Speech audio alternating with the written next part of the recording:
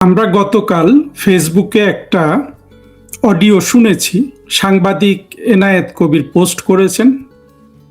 সাংবাদিক এনায়েত কবির, যিনি কিছুদিন আগে ভারতের নর্থ ইস্ট নিউজ পোর্টালে বাংলাদেশের ২৪-এর জঙ্গি উত্থানের পর ৮ পর্বের আর্টিকেল লিখে বেশ সাড়া ফেলেছেন। সেই অডিওটিতে আওয়ামী লীগের আন্তর্জাতিক বিষয়ক সম্পাদক শাম্মী আক্তারের কিছু কথা আমরা শুনলাম।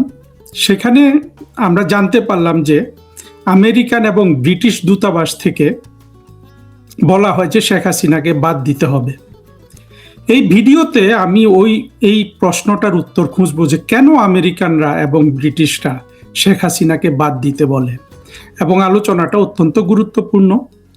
এবং এই জিনিসটা যে আমরা নতুন শুনেছি তা নয়, অর্থাৎ শাম্মী আক্তারের অডিওটা শোনার পরে আমরা আবার কথাটা চিন্তা করলাম আর কি। তো অডিওর উপর একটা কথা বলে রাখি আগে, সেটা হলো যে শাম্মী আক্তারের এই অডিওটাতে আমরা দেখলাম যে উনি খুব পরিষ্কার শুদ্ধ বাচন ভঙ্গিতে উনি খুব সুস্পষ্টভাবে যাদের সাথে ইনি কথা বলছেন তাদের সাথে উনি সংযোগ স্থাপন করেছেন। আমি মনে করি যে এইটা একটা দৃষ্টান্ত যে আওয়ামী লীগের লোকজনের কথাবার্তা, যেটা আসলে অনেকের যে জায়গাটায় একটু ঘাটতি আছে সেটা পূরণ করার জন্য এই ধরনের, আমরা তো আওয়ামী লীগের নেতাদের এইরকম, মানে যারা খুব কানেকশনটা করতে পারেন তার শ্রোতার সাথে, আমরা কিন্তু সেটা চাই। শেখ হাসিনার দীর্ঘমেয়াদী যে ১৬ বছরের সরকার ছিল সেই সময় কিন্তু এই জিনিসটা খুব অপূরণীয় ছিল। সেখানেও অনেকে ছিলেন, এর মানে নয় যে জিনিসটা শুধু নেগেটিভ অর্থে দেখছি না, আমি ভবিষ্যতের জন্য বলছি যে এই রাজনীতি করতে চাইলে, রাজনীতিতে বড় নেতা হতে চাইলে শুদ্ধ না হোক, বঙ্গবন্ধু তো শুদ্ধ ভাষায় বক্তৃতা দেননি, অন্তত শ্রোতার সাথে কানেকশন করতে পারেন এবং শ্রোতাকে বিরক্ত না করেন, এই কৌশলটা শিখতে হবে। আমি মনে করি অন্তত যাদের মন্ত্রী হওয়ার মতো অ্যাম্বিশন আছে তাদের কিন্তু এই প্রাইভেট পড়া উচিত এই বিষয়ের উপর। আমি আমার অনেক জায়গায় চাকরি খাটতে দেখেছি, বিভিন্ন জায়গা থেকে যখন কাউকে রাষ্ট্রদূত নিয়োগ দেয়, ফরেন সার্ভিসের হোক বা বাইরের হোক, অনেকে এসে কিন্তু ওই দেশে একটা মাস্টার রেখে ওই দেশটার ভাষা শেখে, প্রাথমিক পাঠ নেয়।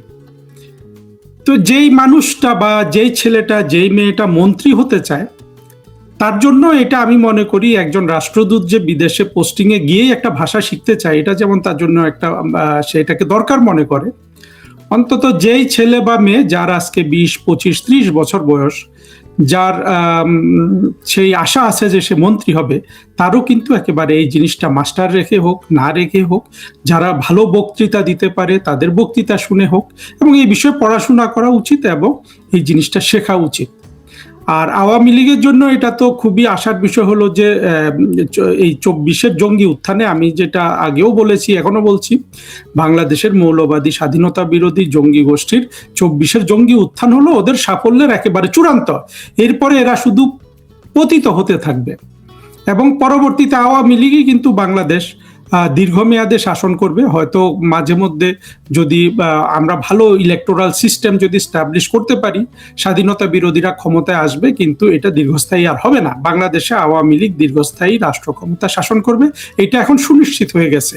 তাহলে যাদের সামনে এত বড় আশা এবং যাদের সামনে এত এত ব্রাইট ফিউচার, সেই আওয়ামী লীগের তরুণ নেতা কর্মীদের এই জায়গায় কিছু সময় যদি তারা ব্যয় করে, তাহলে তো তারা ভবিষ্যতের জন্য ইনভেস্ট করলো। তো যাই হোক, এটা আবার এখন আমি যে এইসব কথা বলি, আমাকে কেউ কেউ বলে যে আওয়ামী লীগের নেতারা তো আপনাকে পছন্দ করে না। আমি মনে করি যে আওয়ামী লীগের নেতারা আমাকে পছন্দ করে না, এটা তাদের ইম্যাচুরিটি, যদি কেউ করে না থাকে। আমি তো কোনো নেতার যে পাতের ভাতে ভাগ বসাতে যাচ্ছি না, আমি তো মন্ত্রী হতে চাই না, কিছু চাই না, এগুলো তো আমি সবসময় বলেছি। আমি লেখালেখি করতে চাই, শেখ হাসিনা ক্ষমতায় আসলে রাষ্ট্রদূতের চাকরিতে ফিরে যেতে চাই, এসব টক শো কথাবার্তা বলবো, সেগুলো আমার মোর পছন্দের। সবচেয়ে বড় কথা হলো আমি আমার লেখাটা চালিয়ে যেতে চাই, বই লিখতে চাই, বই প্রকাশ করতে চাই, ওই দিকেই ঝুঁক। সুতরাং সেখানে তো আওয়ামী লীগের লোকজনের যথেষ্ট ঘাটতি আছে, তাই না? তো এইটা চিন্তা করেও কিন্তু আপনারা যারা আওয়ামী লীগের নেতা মন্ত্রী ইত্যাদি হবেন অদূর ভবিষ্যতে, তারা আমাকে পছন্দ করতে পারেন, অপছন্দ করাতে কোনো কারণ দেখি না। কারণ আমি তো চাই যে আপনারাই ক্ষমতায় আসুন, যাই হোক পছন্দ করুন বা না করুন, শেখ হাসিনার নেতৃত্বে যে আওয়ামী লীগ অতি দ্রুত ক্ষমতায় আসবে এতে আসলে কোনো সন্দেহ নেই। সেই সন্দেহ নাই যদি আমরা এই যে প্রশ্নটা দিয়ে ভিডিওটা শুরু করেছিলাম, কেন আমেরিকানরা আর ব্রিটিশরা শেখ হাসিনাকে বাদ দিতে বলে, এর মাহাত্ম্যটা কি, এর কারণটা কি, এইটা জানলেও আপনারা বুঝতে পারবেন যে শেখ হাসিনাই অতি দ্রুত বাংলাদেশের ক্ষমতায় আসবে। আসলে এখানে কারণ একটাই, কারণটা হলো শেখ হাসিনার ব্যক্তিত্ব। এই ব্যক্তিত্বের সামনে ব্রিটিশরা আমেরিকানরা দাঁড়াতে পারে না। সে প্রেসিডেন্ট বাইডেন হোক কিংবা একেবারে ছোটখাটো কর্মচারী আপনার ডোনাল্ড লু হোক, কিংবা সেই যে তখন যে রাষ্ট্রদূত ছিল পিটার হাস হোক, এরা শেখ হাসিনার ওই পার্সোনালিটিটাকে সামনে ওরা আসলে কিছু বলতে পারে না। এমনকি ব্রিটিশ অ্যাম্বাসেডর সারা কুক হোক, যেই হোক, এরা শেখ হাসিনার সামনে গেলে এদের হাত কাঁপে, এদের বুক কাঁপে, শেখ হাসিনাকে দেখলেই এটা হয়। এই যে শেখ হাসিনা, এটাকে বাদ দিতে পারলে তো ওদের অনেক লাভ। দেখেন না 5 আগস্টের পর শেখ হাসিনা চলে যাওয়ার পরে কিভাবে বাংলাদেশে স্রোতের মতো বিদেশিরা ঢুকেছে, একেবারে ভারতীয়রা, তারপরে ব্রিটিশ, আমেরিকান, প্রত্যক্ষ পরোক্ষভাবে সবাই তো তারেক রহমানকে নিয়ন্ত্রণ করার চেষ্টা করছে। চীনারা তো দফায় দফায় নিয়ে যাচ্ছে, এটা ওরা সবসময় করে। একবার 40 জন নিয়ে যাচ্ছে জামাত থেকে, একবার 40 জন নিয়ে যাচ্ছে বিএনপি থেকে। এই জিনিসগুলো হচ্ছে কেন? শেখ হাসিনা চলে যাওয়া দৃশ্যপট থেকে বাংলাদেশের আপনার মালিক এই অর্থে বলছি যে আপনি যদি জিনিসটাকে সরকার প্রধান হিসাবে দেখেন, সরকার প্রধান একটা রাষ্ট্রের মালিক হিসাবে দেখেন, এবং যে পরিমাণ আপনার তার পার্সোনালিটি বলেন, ব্যক্তিত্ব, সাহস এবং দেশপ্রেম এবং আপনার মনের জোর, এইগুলো থাকলে যেটাকে রাষ্ট্রটাকে রাষ্ট্রের সরকার প্রধান হিসাবে মালিক মনে হয়, এবং এই মালিকের সামনে যেহেতু চোর, বদমাইশ, গুন্ডা বা ডাকাত এগুলা ঢুকতে পারে না, শেখ হাসিনার সামনে ওই অবস্থাটা হয়ে গিয়েছিল ওদের। ফলে এরা ওই শেখ হাসিনাকে আওয়ামী লীগ থেকে বাদ দিতে চায়, কারণ ওরা জানে যে আওয়ামী লীগকে তো আর বাদ দিতে পারবে না যদি কোনোভাবে শেখ হাসিনাকে বাদ দিয়ে দেয়।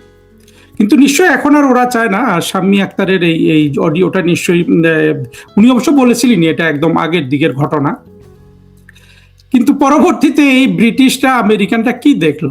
তারা দেখলো যে শেখ হাসিনার সাথে আসলে কথা বলা ছাড়া তাদের কোনো উপায় নাই। উপায় নাই কেন? 24-এর জঙ্গি আন্দোলনের পরে যারা রাষ্ট্রটাকে দখল করেছে, এরা তো এই রাষ্ট্রের আপনার মেরুদণ্ড ভেঙে দিয়েছে, এরা এই রাষ্ট্রের অর্থনীতি ধ্বংস করে দিয়েছে। শিশুদের টিকা নাই, গ্যাস নাই, বিদ্যুৎ নাই, আপনার কোনো কিছুই তো নাই। আজকে আরেকটা ফেসবুক পোস্টে দেখলাম যে আপনার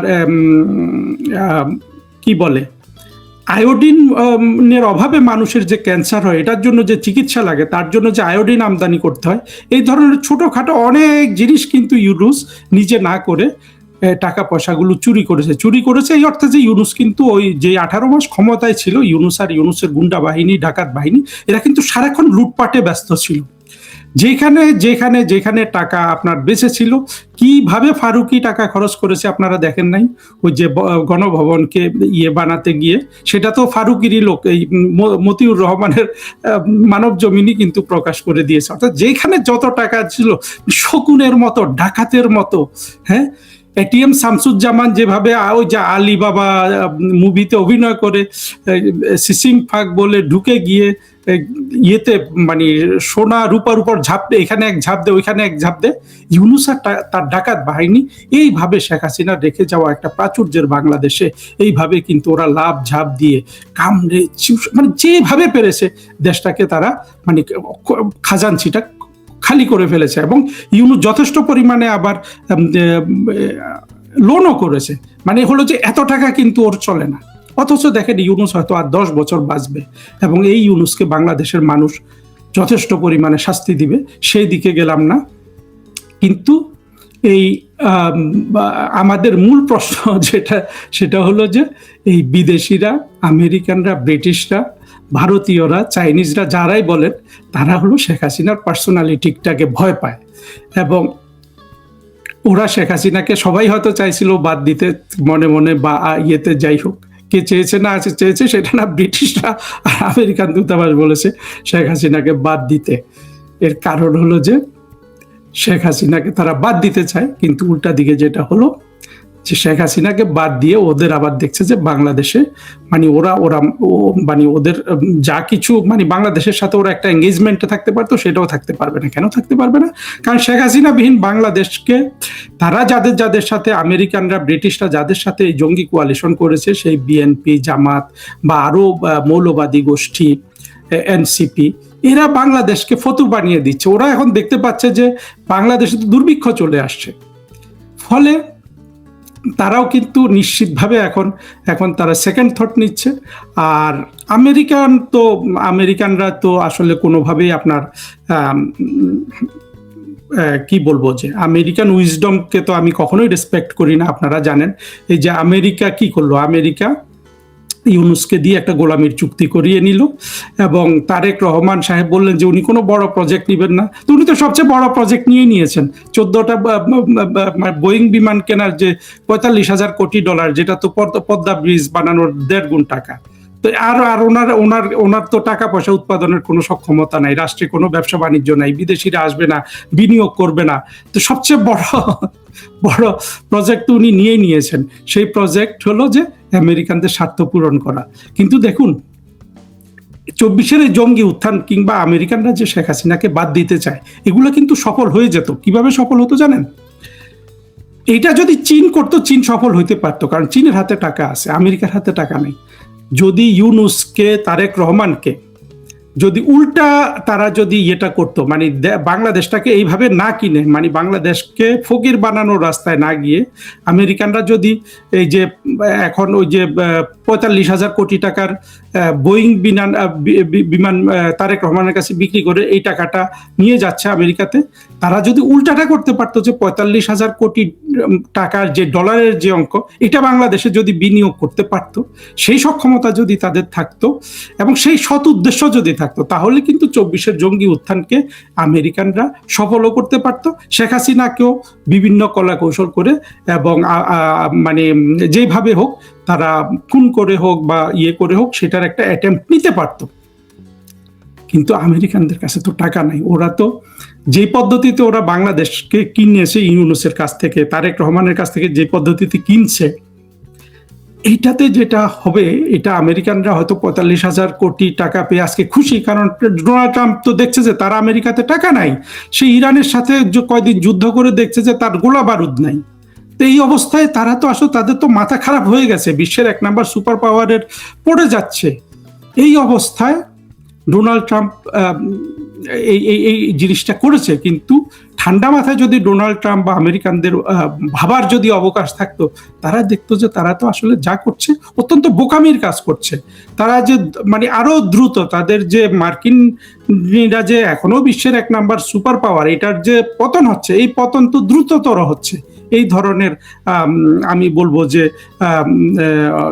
একেবারে প্রজ্ঞাহীন কাজকর্ম করে। যেটা বলতে চাচ্ছি সেটা হলো যে আমেরিকানদের এইটা একটা ফেল্ড প্রজেক্ট, অর্থাৎ কোনো দিক থেকে কিন্তু এই প্রজেক্টটার কিন্তু আপনার যুক্তিসঙ্গত না।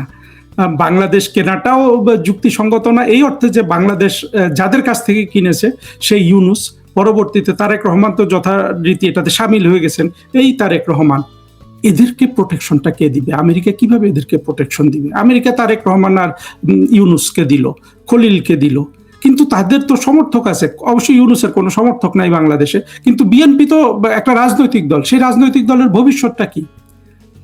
এমন ভাবে তারেক রহমান একটা বিপদের মধ্যে পড়ে গেছে যে দেখুন, এই বিপদে পড়ে তারেক রহমানে আজকে খলিলকে ইয়েতে পাঠিয়েছে, চীনে। এখন 24-এর যেসব জঙ্গিরা আছে, সাইবার সন্ত্রাসী, এরা কিন্তু তারেক রহমানকে একটাই রাস্তা দেখাচ্ছে যে আপনি চীনের সাথে ঘনিষ্ঠ হন, কারণ সবাই জানে যে তারেক রহমানের হাতে টাকা নেই, টাকা আছে চীনের কাছে। সবাই এই বিশেষ করে পিনাকির ওস্তাদ গৌতম দাস, বাংলাদেশের জামাতের 2 নায়েবে আমির, এই শীর্ষ সন্ত্রাসীগুলা তারেক রহমানকে চীনের কাছে যেতে বলছে, অর্থাৎ ভারত এবং মার্কিন অ্যাক্সিস থেকে দূরে গিয়ে চীনের কাছ থেকে টাকা আনতে। এটা তারেক রহমানের জন্য জটিলতা তৈরি করবে না? টাকা যদি তারেক রহমান চীন থেকে আনেন, যারা মার্কিনীরা কি বলবে? বলবে যে ক্ষমতায় আসলে আমার সাথে চুক্তি করে, ভারত বলবে যে ক্ষমতায় আসলে আমার সাথে আন্ডারস্ট্যান্ডিং করে তুমি যাচ্ছ চীনের থেকে টাকা আনতে। চিন্তা করেন তো কত বড় জটিলতা এই তারেক রহমান করতে যাচ্ছে। এ তো ভাবতেই অবাক লাগে এই জিনিসগুলা। সেখানে শেখ হাসিনাকে চিন্তা করেন। শেখ হাসিনা সবার থেকে সমান দূরত্ব বজায় রেখেছিল, দেশকে দৃঢ় হাতে নিজের আঁচলে ধরে রেখেছিল। একটা মানুষ, কোন পুরুষের এই সাহস ছিল না। শেখ হাসিনা যেভাবে বাংলাদেশটাকে আগলে রেখেছিলেন, বাংলাদেশের কোনো পুরুষের সেই সাহস ছিল না। শেখ হাসিনা কত কড়াভাবে আটকে রেখেছে, এবং সবাই কিন্তু ভয়ে ছিল। মার্কিনীরা কিন্তু 2024 ইলেকশনের পর আপনারা নিশ্চয়ই জেনেছেন, জো বাইডেন চিঠি দিয়ে শেখ হাসিনার সাথে আপোষ করে নাই? সে জো বাইডেনের চিঠিটা পড়ে দেখেন তো, আর তারেক রহমানকে ট্রাম্প সাহেব যে চিঠিটা লিখেছে সেটা পড়ে দেখেন তো।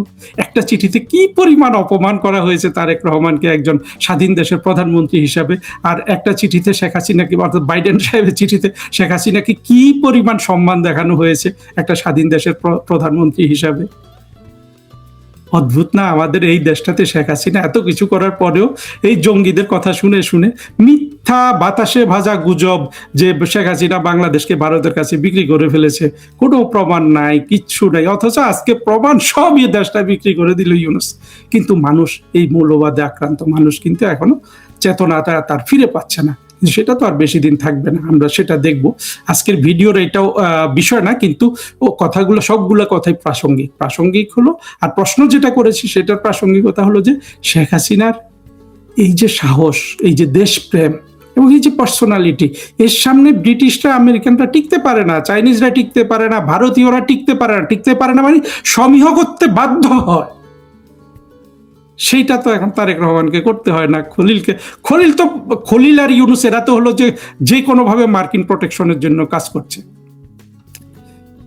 এইভাবে মানে এই জিনিসটা আমি যত ভাবি অবাক হই, এবং শেখ হাসিনার ব্যাপারে যত আমার দিন যাচ্ছে আমি নিজের চিন্তা পরিবর্তন করে করে অবাক হচ্ছি যে এই একজন মানুষ কিভাবে দেশটা আগলে রেখেছিলেন, এবং পরিপূর্ণভাবে সফল। এই জঙ্গিগুলাকে যদি আমরা মেরে ফেলতে পারতাম, বা যে জঙ্গিরা 24-এর জঙ্গি কোয়ালিশনে, যে স্বাধীনতা বিরোধী, এদেরকে যদি আমরা রাজনৈতিকভাবে, অর্থনৈতিকভাবে শূন্য করতে পারতাম, তাহলে কি মার্কিনীরা এদের কারোর সাথে আঘাত করার সুযোগ পেত? বাংলাদেশে পেত না। ফলে মার্কিনীরাও বাংলাদেশে ঢুকতে পারতো না। বাংলাদেশ 2024 আগস্ট পর্যন্ত যেই সম্মানের সাথে শেখ হাসিনার নেতৃত্বে এগিয়ে যাচ্ছিল অর্থনৈতিকভাবে, বিশ্বের কাছে মানমর্যাদা পাওয়ার ক্ষেত্রে, সব দিক থেকে, সেই অগ্রযাত্রাটা আমাদের অব্যাহত থাকতো না। তাহলে বিদেশিরা তো চাইবেই। আমি তো এখানে ওই ব্রিটিশ, আমেরিকান, ভারত, চীন এদেরকে আমি মূল শত্রু মনে করি না। মূল শত্রু তো আমার ঘরের মধ্যে সেই স্বাধীনতা বিরোধী মৌলবাদী জঙ্গি গোষ্ঠী, 71-এর পরাজিত রাজাকার গোষ্ঠী। তাহলে আমাদের কিন্তু ওদেরকেই নির্মূল করতে হবে। আর সুখবর হলো কি, বিদেশিরা শেখ হাসিনার পেছনে লাইন ধরে দাঁড়াবে, কারণ ওরা দেখেছে যে আপনি যে কোনো দেশে একটা জিনিস যার কাছ থেকেই কেনেন, মনে করেন আপনি ইউনূসের কাছ থেকে কিনলেন, ওই বিদেশিটাও চায় যে ইউনূস কিছুটা যোগ্যতা দেখাক, কারণ সবাই চায় যে জনগণ যাতে ইউনূসের পেছনে থাকে। অর্থাৎ মার্কিনীরা যখন দেশটা কিনছে তখন তাদের ওই কনসার্নটা ছিল যে ইউনূসের পেছনে যেন বাংলাদেশের মানুষগুলা থাকে, কিন্তু সেই জায়গায় তো মার্কিনীরা পুরোপুরি ব্যর্থ হয়েছে। আমরাও ব্যর্থ, আমাদের পেছনেও মানুষগুলা ছিল না, কারণ মানুষগুলাকে আমরা জঙ্গিবাদ, মৌলবাদীদের প্রভাব থেকে মুক্ত করতে পারিনি।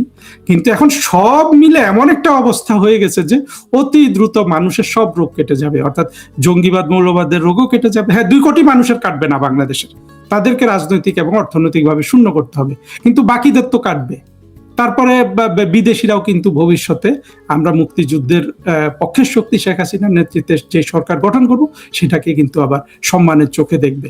মাঝখান দিয়ে আমাদের এই দেশটা 30-40 বছর পেছনে চলে গেল, সেটাকে বাংলাদেশের মানুষ তার শাস্তি হিসাবে দেখা উচিত, এবং মৌলবাদ, জঙ্গিবাদের পেছনে দাঁড়ালে কি ধরনের শাস্তি পেতে হয় সেই হিসাবে দেখবে। এবং যতটা দেখবে তার চেয়েও বেশি আমাদের, অর্থাৎ মুক্তিযুদ্ধের পক্ষের প্রতিটা মানুষকে, তার পাশের মানুষটাকে আপনার চোখ দিয়ে ওই জিনিসটা ধরিয়ে দিতে হবে।